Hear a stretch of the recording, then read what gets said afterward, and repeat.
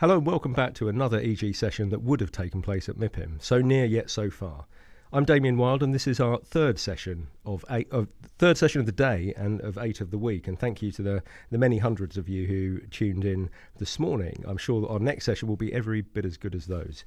So we had expected a budget for infrastructure tomorrow, but it sounds like we'll have to wait for a bit. A new national infrastructure strategy should appear in May, however.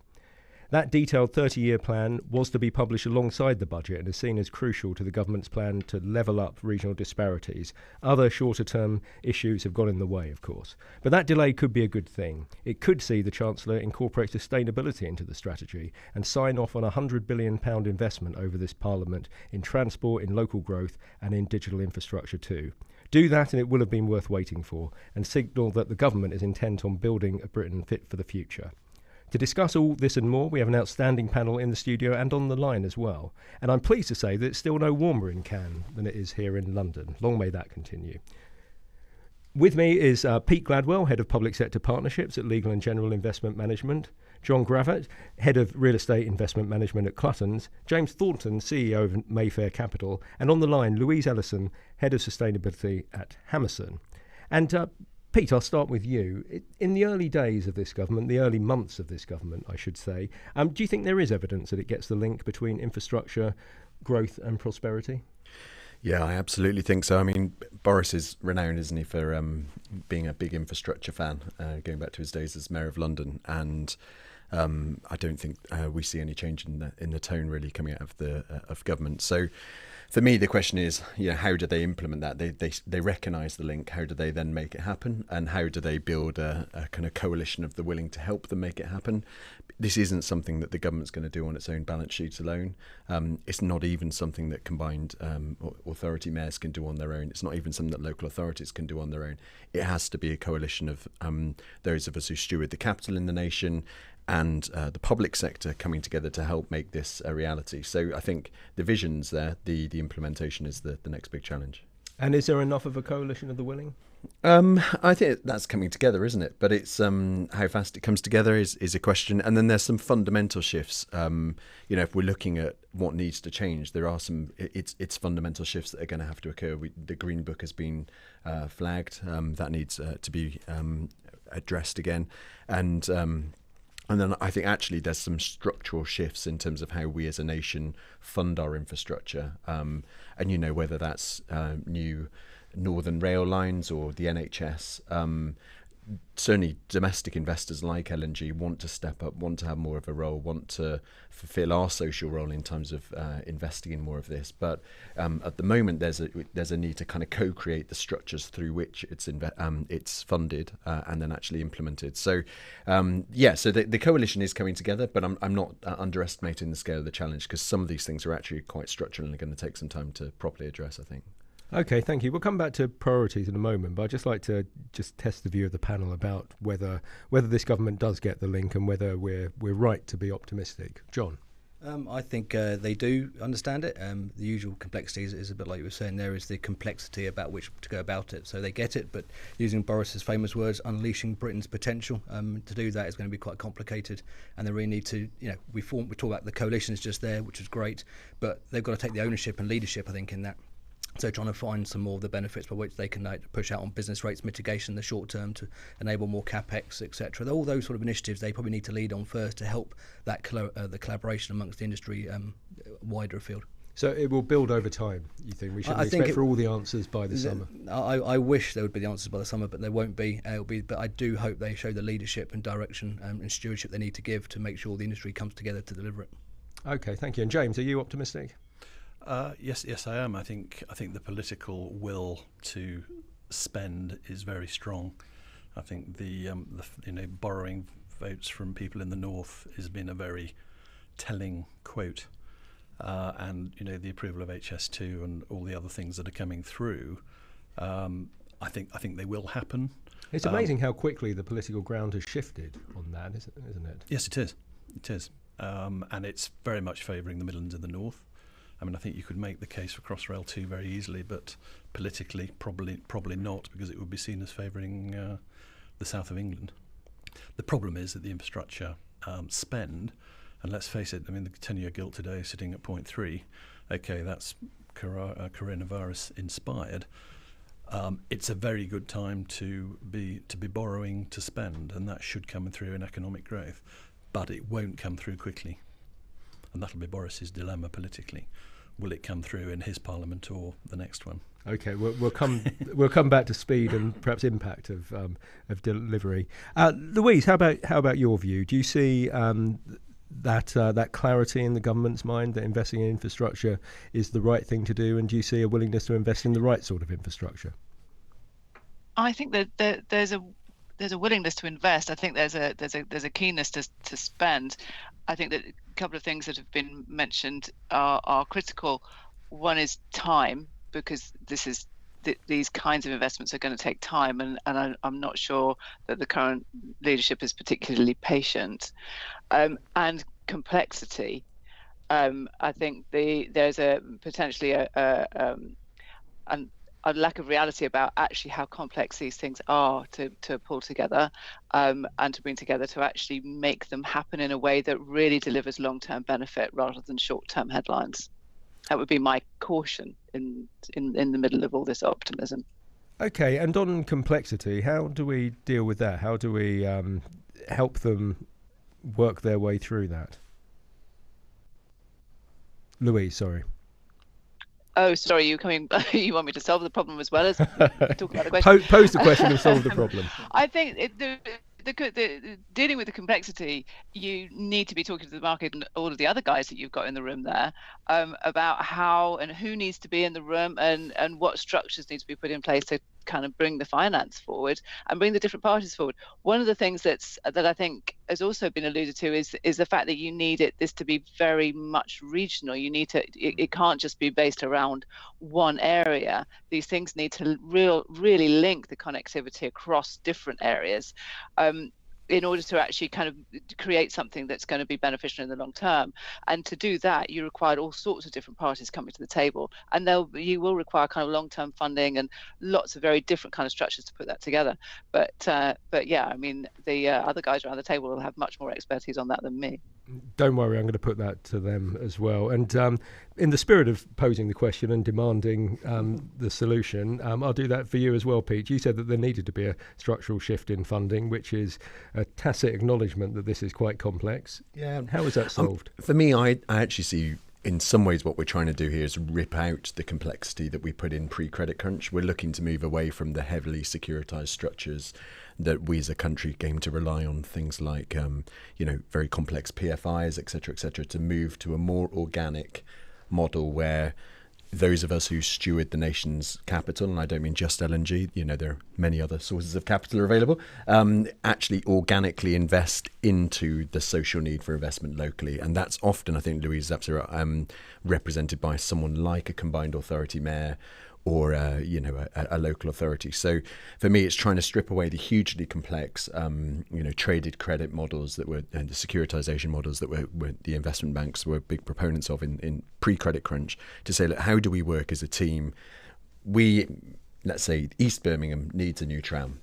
How do we collaborate to make that happen, to get the right funding structure, and how do we make it as organic and simple as possible?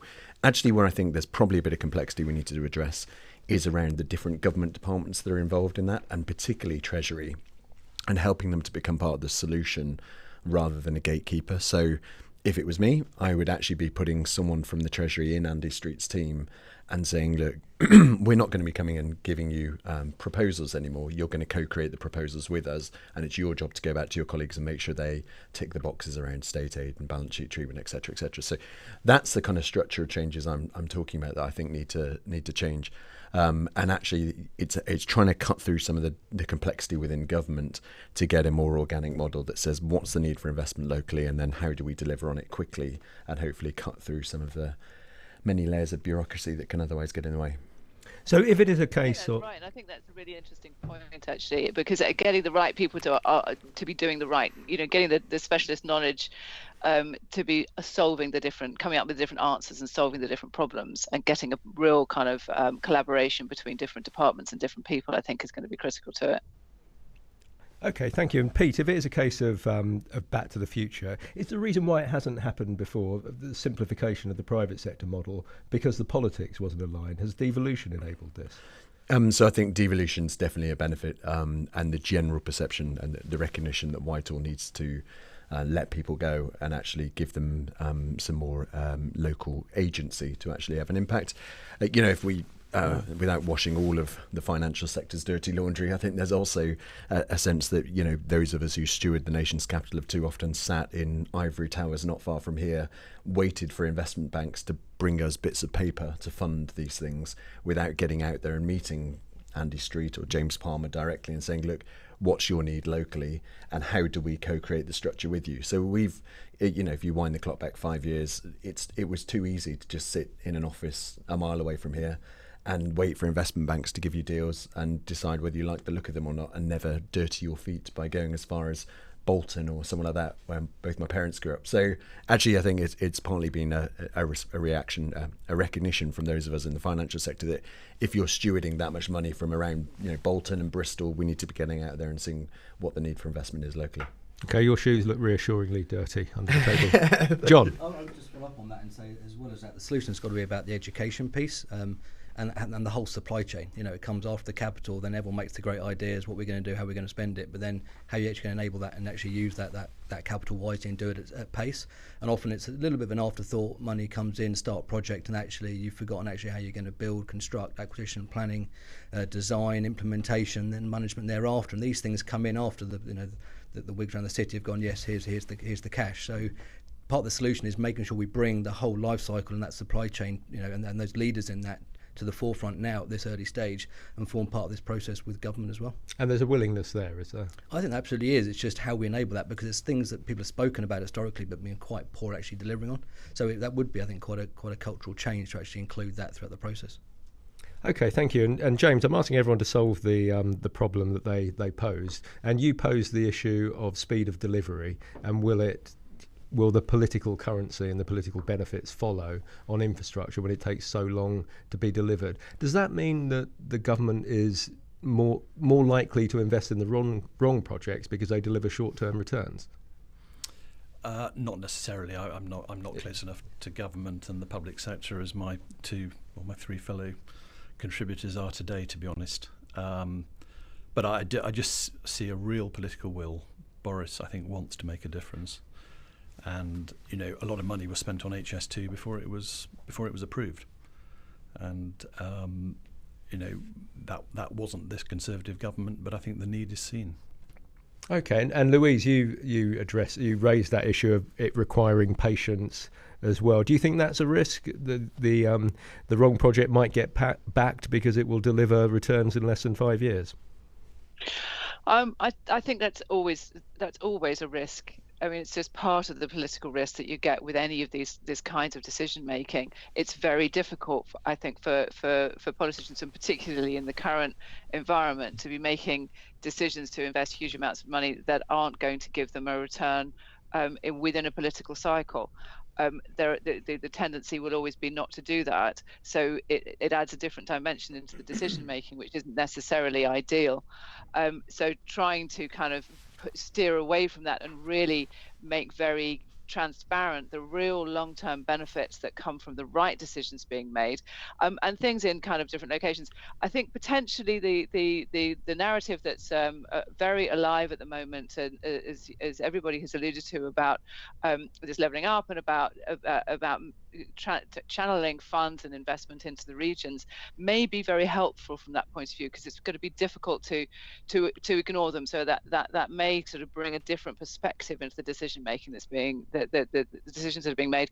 But I do think it's still a very significant risk that you're going to get investment in things that are inevitably they're going to be more attractive if they're going to give you a shorter term win and going to sort of and give you some political return more quickly. It's like any kind of decision making on investment, and it's not just politics that has those weaknesses. Okay, John. Yeah, on that note, one we've seen there is the change to gigabit policy rather than full fibre. probably a great move in the short term. It's going to increase our capacity across, for the housing, levelling up businesses across the UK. But in the long run, when we look back in 30 years' time, we really should have gone just for full fibre, because that was future-proofing the industry. So, absolutely putting up Louise's points. There are live examples there. Policy making, change of shift there. Probably great move in the next 5-10 years. But will we look back in 30 years and go, wrong call? But that's a live example I can think of. Okay, thank you. And Pete, something that Louise raised there that I wonder how significant it is. It's about capturing the zeitgeist, and for the property industry as well as government. If government is talking about levelling up, if it is prioritising sustainability and looking at other areas too, it's important that this industry starts to speak that language. Do you think it's ready to do so? I mean, there are many. I'm not here to sell LNG, and there are many things LNG could do better. But being frank, we've been doing it for a very long time. We've got partnerships in places like Salford, Newcastle, Cardiff, Sunderland, Bristol, that stretch way back beyond the kind of levelling up agenda becoming fashionable. And for me, it's not really about pandering to the current generation of politicians. It's about doing the right thing. In Bristol, for example, LNG has 115,000 customers. So we have to be investing back into Bristol because it's their money and they gave it to us in the first place to steward. So they are looking for a financial outcome, which is that we're providing them with a pension. They're also looking for a social outcome, which is their money being reinvested back into their place. Now, it's become fashionable all of a sudden. That's fantastic, and I'm sure more people will be doing it. But if someone came to me, I'd say do it because it's the right thing to do, not do it because Boris has suddenly started talking about it. Yeah, my point wasn't quite so cynical, actually. One person's pandering is another person's pragmatism, I suppose. But there's an importance there. If you need the ear of Treasury or need the ear of a particular local authority, you have to learn to speak that language. Yeah, you do. But again, for me, it comes back to if you think your role is to invest into the regions, then you have to be engaging with local authorities, because otherwise you won't know what the need for investment is. It would be a totally missed point to just jump on a train, go to Aberdeen and start building something that was totally at odds to what the local authority wanted. So for us, the need to engage with the local authority in particular, and combined authorities, particularly taking an increasing importance regionally, is just about it's de-risks it from a commercial perspective as well. You're going to be investing in things that people need for the longer term. That's by its very nature a lower risk investment, and so you're more likely to generate the returns you need over 10, 20, 30, 40 years. Just to Louise's point, it's a very different mindset from someone who needs to be re-elected in 4 or 5 years. We need to make sure that if we're investing in affordable housing, it's still generating income in 30 or 40 years, because we will still be paying pensions in 30 or 40 years. So there's a natural alignment between some of these things that creates a virtuous circle. Okay, and James, you're less close to government, local and national, but is this a consideration for you in terms of how you reflect the political mood of the time? Yes, it is. I mean, it's not just government. And how does that manifest itself? It's investors, actually. I mean, ESG, measuring the impact of your investment, is absolutely top of the criteria. If we're asked to pitch for a new mandate, it's pretty much one of the first questions the consultants will ask. Impact investment doesn't mean giving up some of your return.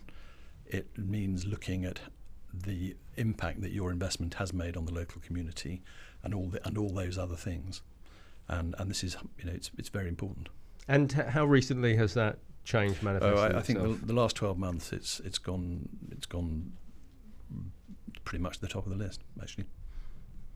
Okay, and Louise, in terms of, we'll come back to ESG perhaps in a moment, but in terms of reflecting a new government and its changed set of priorities and trying to capitalise on the benefits that infrastructure investment means, does that change the way you act, think, or speak?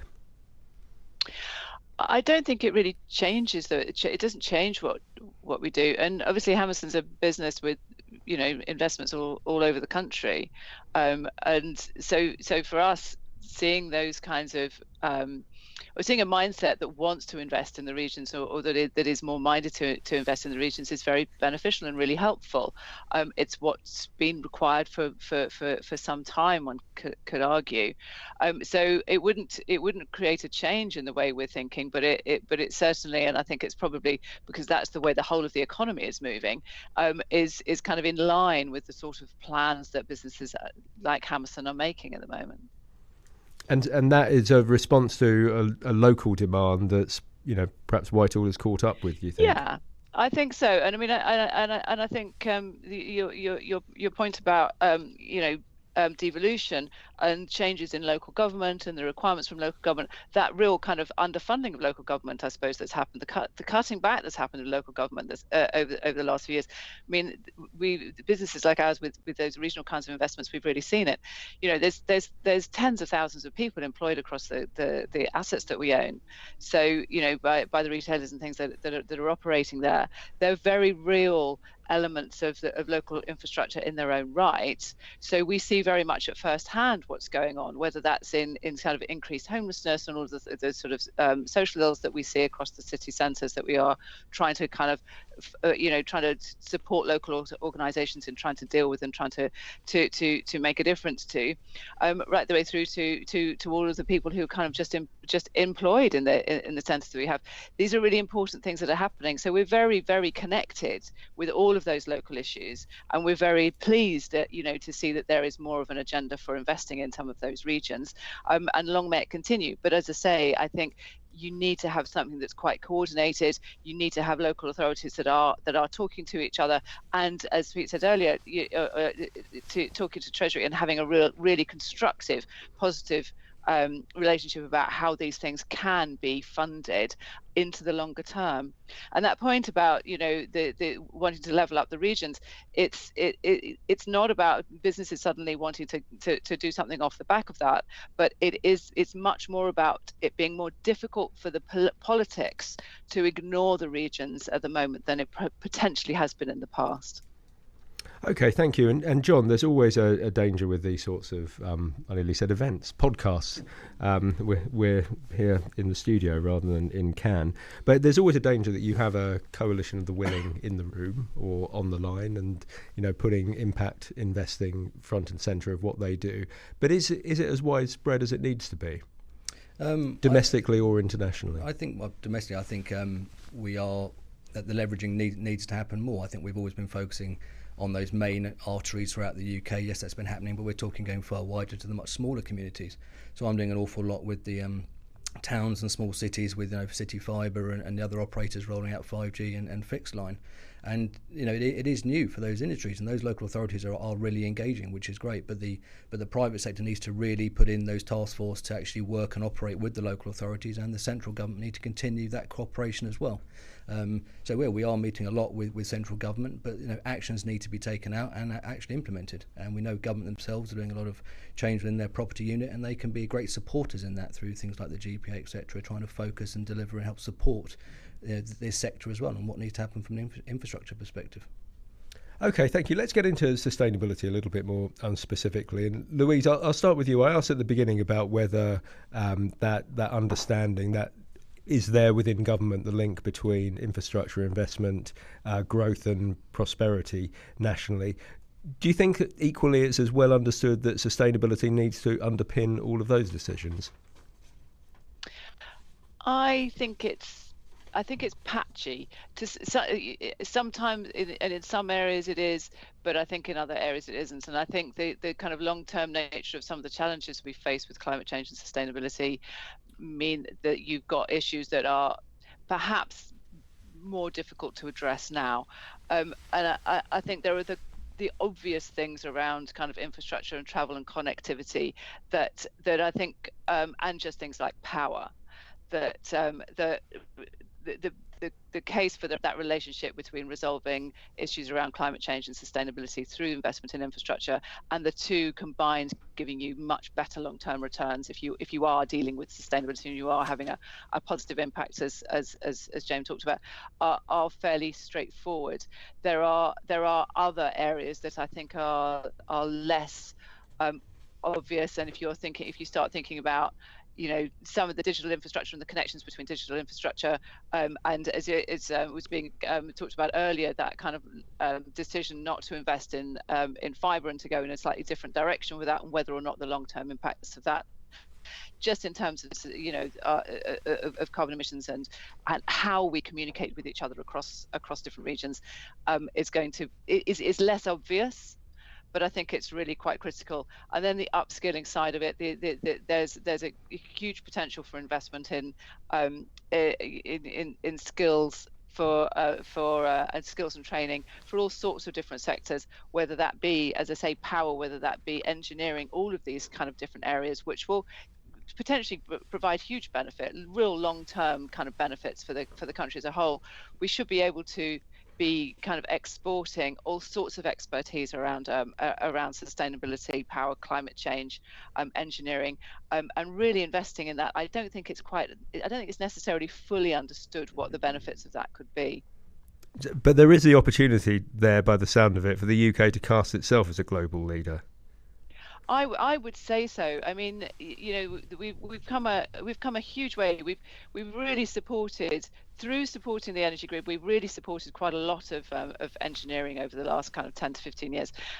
We've been very effective in doing some of this stuff, and I think we could really export that expertise. We really could become and be seen as kind of global leaders in this area. If I have conversations with investors, and I have as James said, increasingly frequent conversations with investors about ESG and sustainability, and it's always the view is that Europe does this better than many other regions, and the UK does this better. It's kind of pretty much one of the leader in terms of delivering sustainability, particularly across the real estate.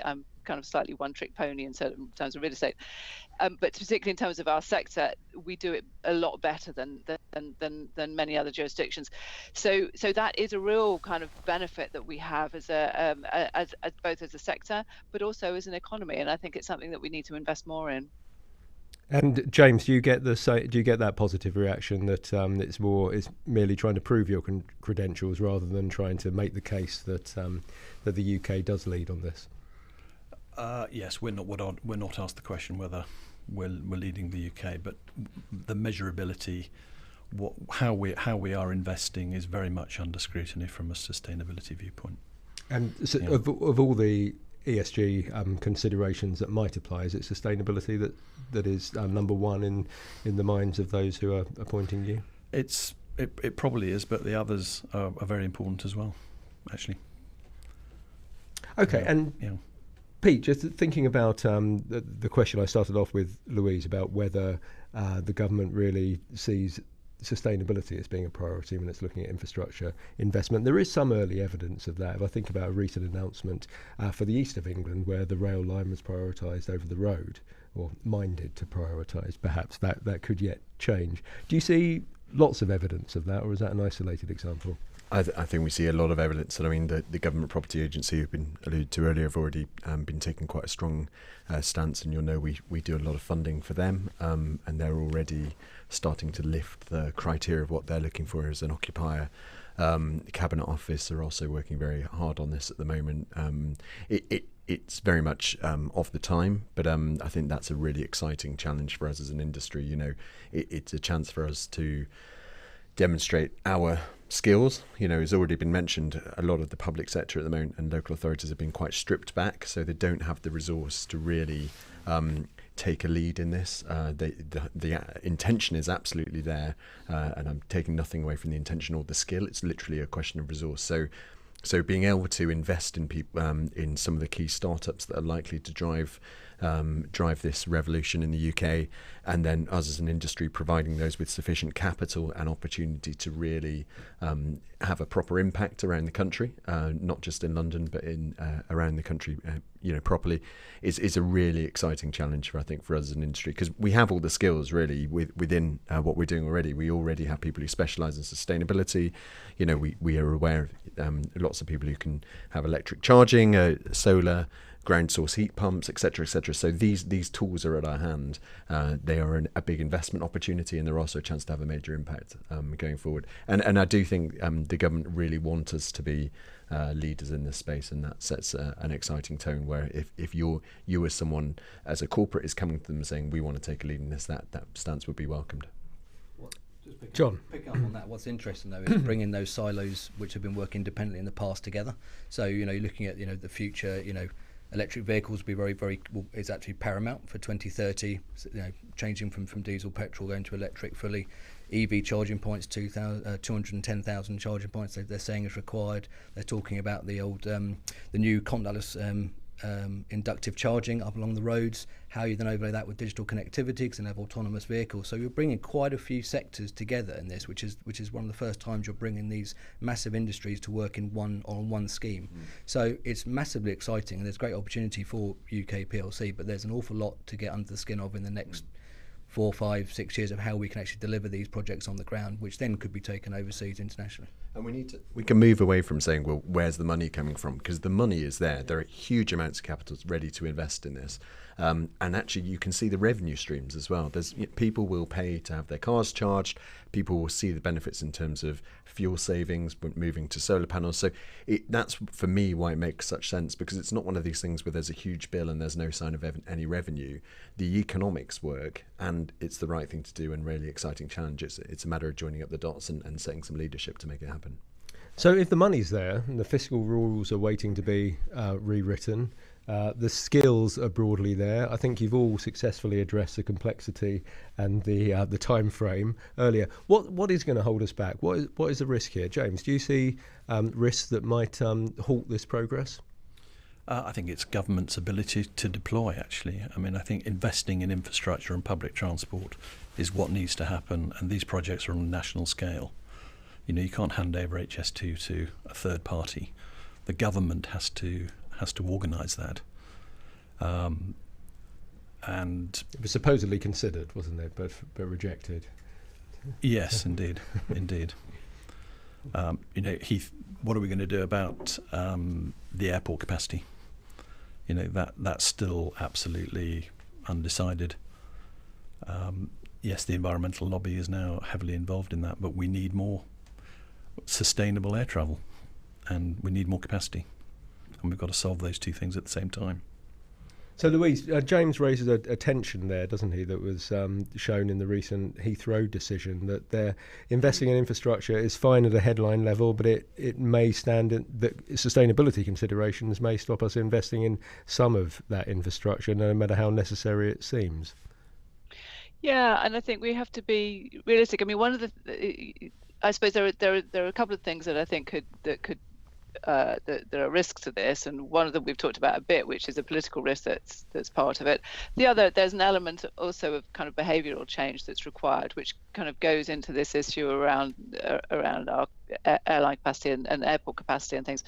So you're always going to end up with these decisions that are hard decisions about where is the best place to deploy your capital. And if we are seriously going to tackle the level of climate change that we've got, then you can't do that and at the same time say, but it's okay for us to keep flying to the same extent that we do, or expand the amount of flying, or use a portion of the UK as a hub airport. The two things just simply they don't align at all. So I think that we have to have some realism about that, and then look for alternatives to it. And when we were, talking about digital infrastructure and things earlier, and John was talking about decisions around fibre, that's where we need to be kind of focusing quite a lot of attention in terms of how we change the way we communicate. And it's fascinating, isn't it? Because we're sat here today in London because none of us have actually gone down to MIPIM because MIPIM has been cancelled, and how many of us have just got different arrangements in place to carry on doing business. And I know you can't do that with everything, and it's the service sector, it can kind of respond in these kinds of ways much more easily potentially than other sectors.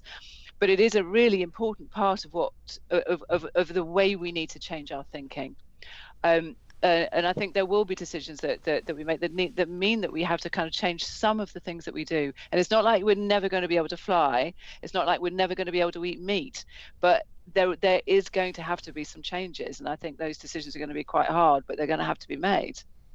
And John, to what extent can digital infrastructure replace physical infrastructure? Well, we need both, absolutely. But I think digital will enable people to actually access things quicker, enable different ways of working, driving that different behaviour. The biggest thing is psychologically we as people have got to change and actually adapt to dialing in. I mean, we're seeing that as we speak at the moment with the current crisis that we're facing from the health coronavirus, whereby people are starting to think about business continuity in a serious way. Everyone's going to work from home.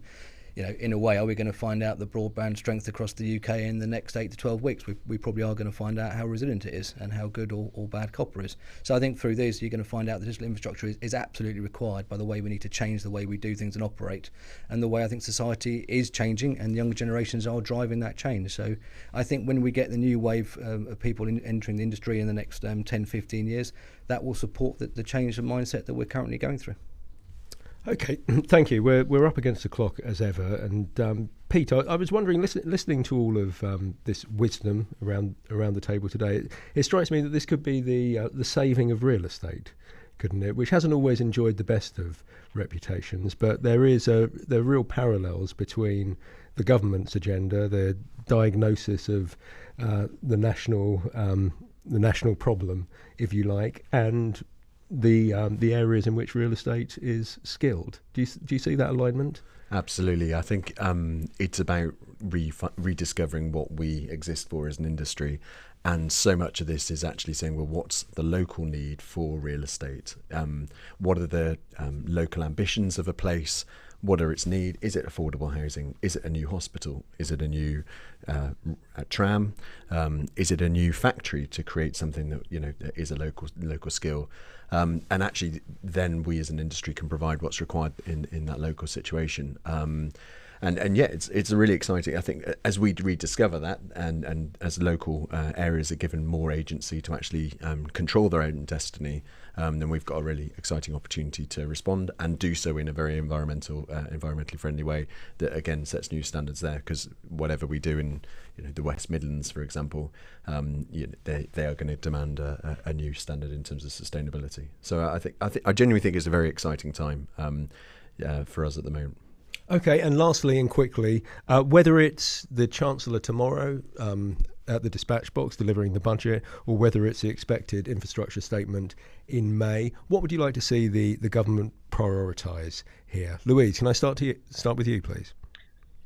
I think probably connectivity, all forms of connectivity. So regional kind of connectivity, power connectivity, digital connectivity. Okay, thank you. James? Absolutely, Bill said.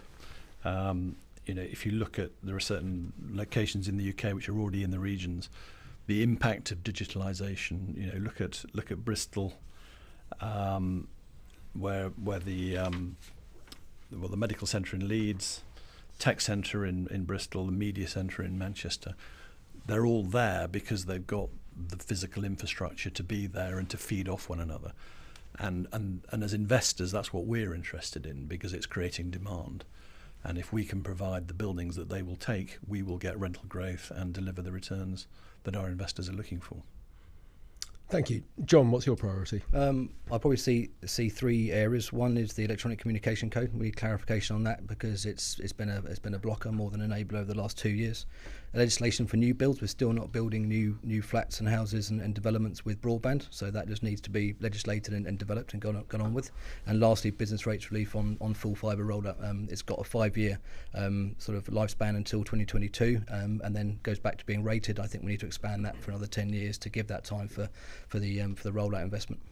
Okay, thank you. So digital and physical. Pete? Well, I mean, the topic of this session was infrastructure, building a Britain fit for the future, and for me, actually, the ask of Treasury is not a kind of we'd like these treats, we'd like these presents. It's moving forward to a new way of working that, as I say, is about co-creating the structures that we need to enable Britain to be built for the future together. We need to move away from this idea that we go to Treasury and ask them for a few special tax breaks or a few, a present here or a grant there. Actually, people like LNG, we alone have £1.2 trillion under management. It's about co-creating that future and the structures that we need to invest in digital broadband, but also, the new sustainability initiatives we're talking about, trams in West Midlands, etc., etc. Those models need to be co-created rather than thought up in a room in the Treasury and then presented in the hope that we all like them. Presumably you'll get a call before May then. Well, let me know if you do. I'm afraid we're out of time there. Thank you to our panel. Thank you all for listening in. We're back tomorrow on devolution. Again, if devolution leads, will investment follow? Round about 9:45 from the EG studio here in London. Thank you all very much. Thank you very much.